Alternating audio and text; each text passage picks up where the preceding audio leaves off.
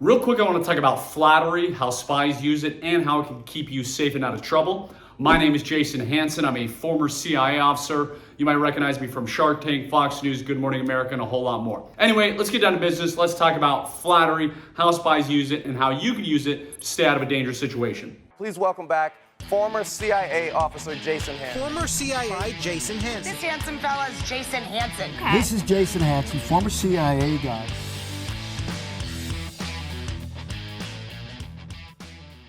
So let's say, actually, no, not let's say, I'm going to tell you a real world example, okay? A spy, who shall remain nameless, is overseas, and he's casing the area he's in. What does that mean? Well, when you case someplace, you want to know everything about it. You want to know where all the buildings are, you want to know the routes, the one-way streets, where all the cameras are.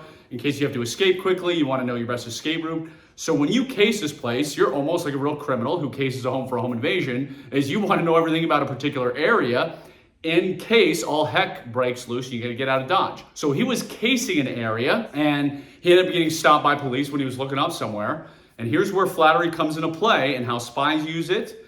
So, and I promise you want to pay attention to this because there's so many crazy people in this world, so many unpredictable people in this world, that flattery can definitely keep you out of a jam. So in this spy's event, when he was sitting around, he was casing buildings, looking at something, he actually got stopped by police. And clearly, if you're an intelligence operative overseas, deep undercover, you don't want to have a run-in with the police. So police stopped him, and what did he do? He played the dumb, friendly American, and they said, what are you doing here? He says, oh, I was just looking at your architecture. This city is so beautiful. I love this city. It's one of my favorites in this world. And, these buildings are just so beautiful that, your country has created. And the police were like, oh, yeah, it is, isn't it? Isn't this building nice? And it was great. And they let him off the hook. Why? Because he flattered them about how beautiful their country was, about how beautiful the city they were in. Because everybody loves flattery. Clearly, there's a fine line, so you don't want to overdo it and be corny and have them see right through you. But that is a case where it worked. Here's another case. Let's say you're an intelligence operative and you're trying to recruit somebody overseas. You're a US citizen. Let's pretend you're over in Russia trying to recruit Boris. You're not going to make it too hard, but you're going to go to him and say, and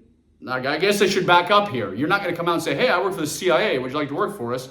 It's a slippery slope where you're leading him down that path. But the first time you meet him, he may be a rocket scientist, and that's what the information you need is. And hey, Boris, I hear you're an amazing rocket scientist. I love your work. I read this paper. And of course, you're like, wait a minute, you read my paper? Nobody reads my papers. And they're very flattered about how much you love their work, how much you care about them, how you've read this obscure paper that nobody in the world has read. They're very flattered by that. And yes, it works and it's used. So how does that apply in your own life? Many moons ago, a friend of mine was at a bar.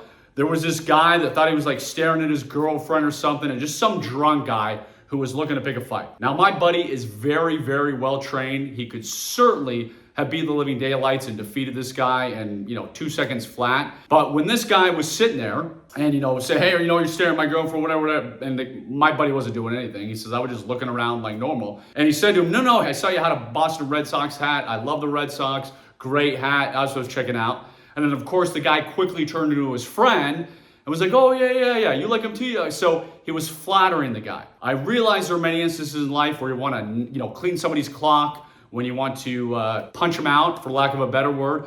But you've got to swallow your ego, because as I said earlier, there's too many crazy and unstable people in this world where you have to avoid the fight. So I've been in places similar to my buddy, and someone has been sizing me up, or I've been looking around just checking things out, and they made some comment, and they said, you're staring at me. I was like, oh no, sorry. I was, when I say sorry, I apologize, because again, I'm swallowing my ego. I'm happy to act like the dumb fool. So, hey, no, sorry, buddy. No, I was looking at that Chevy truck, which is parked next to you. I'm thinking of getting a new truck, and I really like it, and it's great. And so, yeah, totally my fault. And then, I usually find something to compliment them on, whatever it might be. I'll look at their hat, their shirt, whatever. So use flattery. I've shown you several different examples of how it works. Don't become too much. Don't make it corny. Don't make it obvious.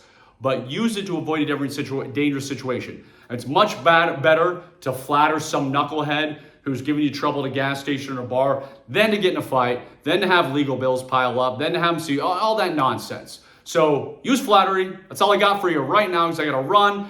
I am Jason Hanson, former CIA officer. If you want to know more spy secrets, go to littleblackbookofspysecrets.com or just check out the link below. Have a wonderful rest of the day.